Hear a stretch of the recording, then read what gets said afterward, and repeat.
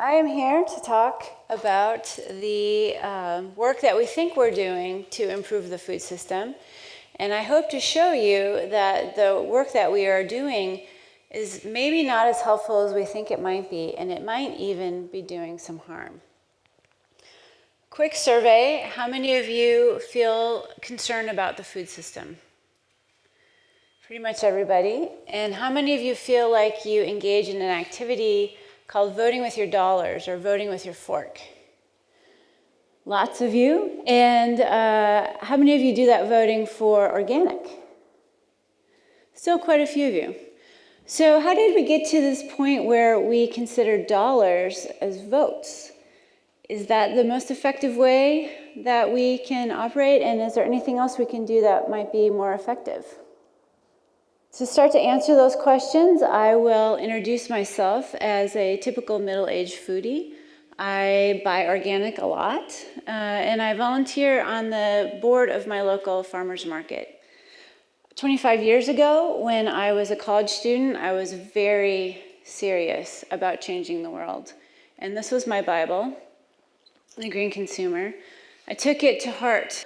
I started buying sugar and flour in the bulk section. I started buying hemp clothing. I bought awful, terrible, rock-hard, brown recycled toilet paper. And for those of you who remember long-distance telephone service, I signed up for Working Assets because they offered to give 1%, somebody remembers them. They gave 1% of their profits to eco-friendly organizations. And when I signed up with them, I got a coupon for a free pint. You guys remember this? Ben & Jerry's ice cream, or Rainforest Crunch? Really good ice cream. Yeah, I miss it. And that's when I and many, many other people really started to get interested in voting with our dollars and in organic. Quick history of organic. The food that we think of now as conventional has really only been around for about 100 years or so, and it really took off after World War II. Farmers who were using more traditional methods differentiated themselves from those farmers using this word organic. And in 1990, Congress passed a law to make it a thing. It was a real label, and they handed it off to the Department of Agriculture, and the USDA took about 12 years to work out all the rules of what organic would mean. And so in about 2002, organic kind of hit the market, and it has grown every year ever since. It's also become something of a touchstone for people who want to consume sustainably. And so what had been the sort of realm of hippies and modern pioneers started to go mainstream. But here's the problem. All those change the world strategies that I just mentioned all involve buying something. And so instead of looking at the entire food system or income inequality in the United States and globally, we go to the store or the market, buy our organic food and take it home and feel like we've done our activism for the day. We've really embraced this notion of voting with your fork, and we hope that those purchases will change the food system. The trouble is that they haven't really. So if you look at Ben & Jerry's ice cream, has it replaced any or displaced any other mainstream ice cream brands? Not really. So mostly what fork voting is doing is creating a niche market. If you consider organic in the United States, even after all that growth that we just looked at briefly on that chart, this little red sliver is organic agriculture. And so we have less than 1% agricultural land planted in organic food in the United States. And we have about 1% to 2% of organic in agricultural sales. So organic may have small numbers, but it's got a very big presence. And when something goes mainstream, it enters our public discourse. And this means all of our books, magazines, documentary films. And so we've got thousands of articles about organic on the internet, and we've got millions of conversations about voting with your fork and organic on and social media. So let's look at the discourse for just a second. I was in the first cohort of the Food Systems and Society program right here at Marylhurst University. My research was critical discourse analysis, and that means that I collected a bunch of these books and magazines and articles and compared them for themes. So I was not comparing organic and conventionally grown food directly. I was looking at public perception. And what I found was actually pretty disturbing. So in our discourse, I found people creating confusion and shame and fear about conventionally grown food. I found them equating organic food and voting with your fork with dignity and ethicality and happiness. I found, especially with voting with your fork, I found people creating a social movement where there's really just individual choice. And I found people in the discourse downgrading or ignoring altogether the rights or existence even of farm workers.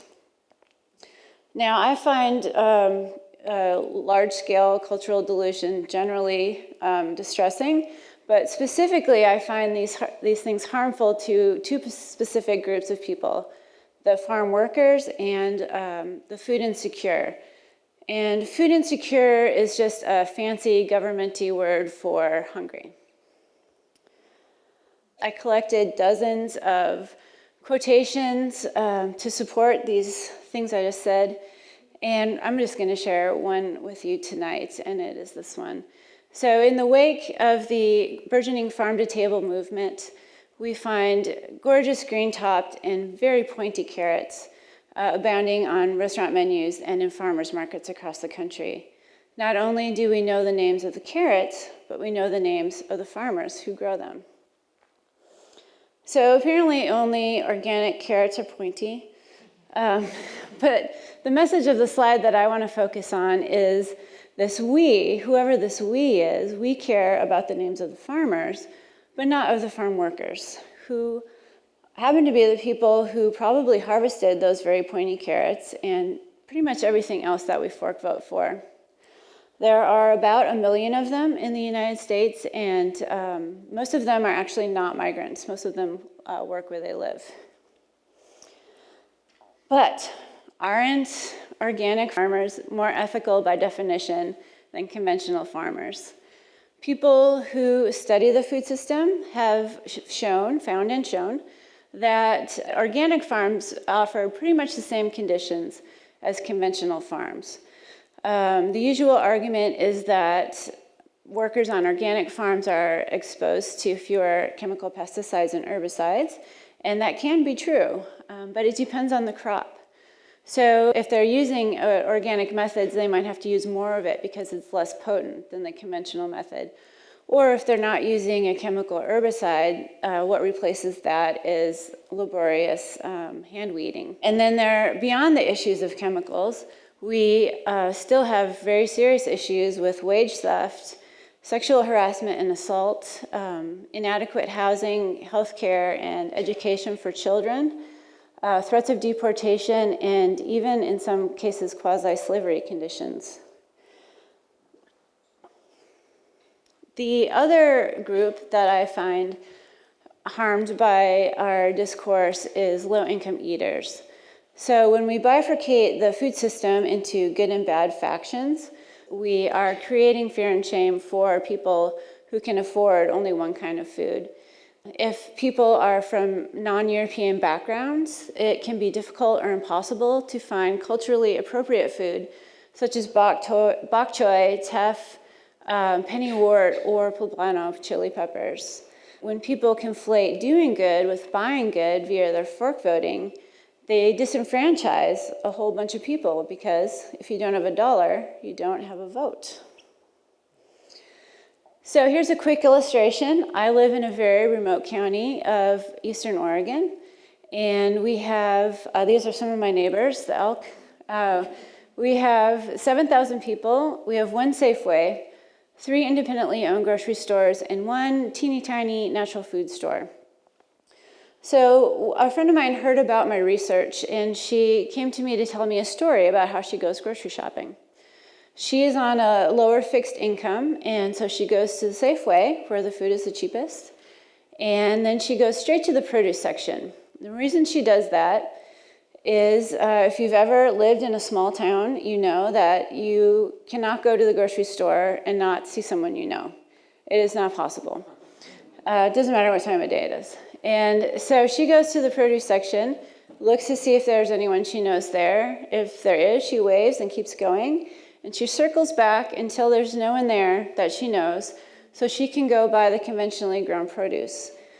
The reason she does this is she has a lot of better off friends who are vocal about their support of organic food, and she doesn't want to be judged by her friends.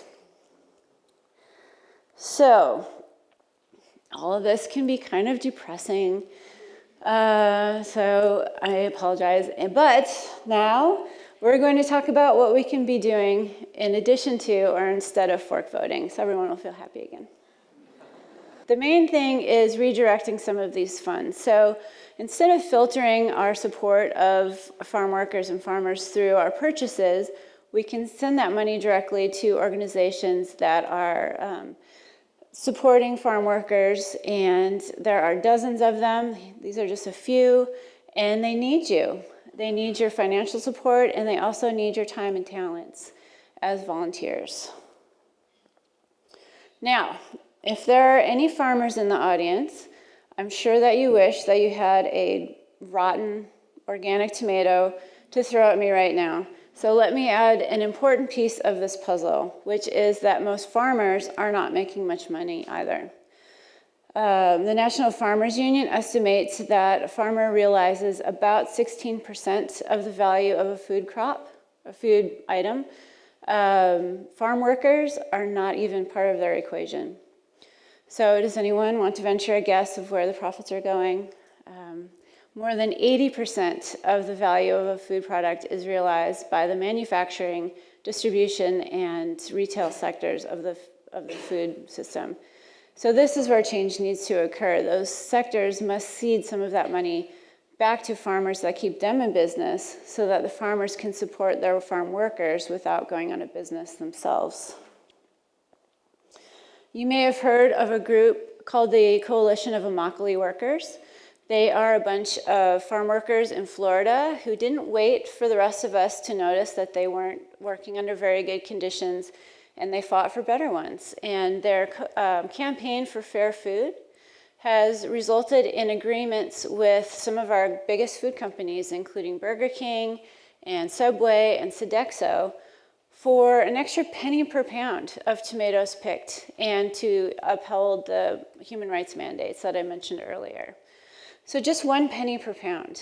As I just noted, corporate America has this money. They can support farmers and farm workers and low-income eaters.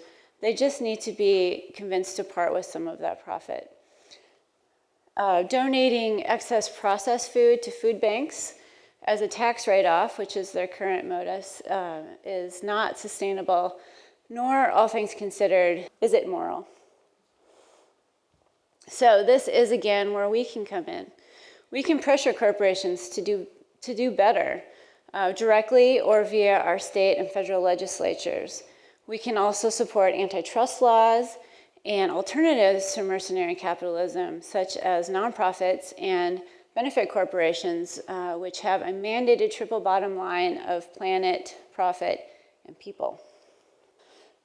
The intention of the original organic farmers was broad, it was diverse, and IFOAM, which is the International Federation of Organic Agriculture Movements, maintains this broad definition. The USDA does not, but we can pressure the USDA to change. We can also consider something called agroecology, which is very popular within academic circles, but not much beyond that. People consider it to go beyond organic, to incorporate social and cultural factors. And this is especially important because as much as we like to talk about local food, we live in a global food economy, and so agroecology is really important on the international scene. Organic is often accused of being an elitist movement, and I don't think that I or anyone else who votes with their fork for organic means it to be at all. Alternative food movements are not bad, they're just not the whole picture. I want to encourage us to move beyond consumer activity because fork votes alone are not going to change the food system. We need comprehensive policy change in order to do that. Thank you.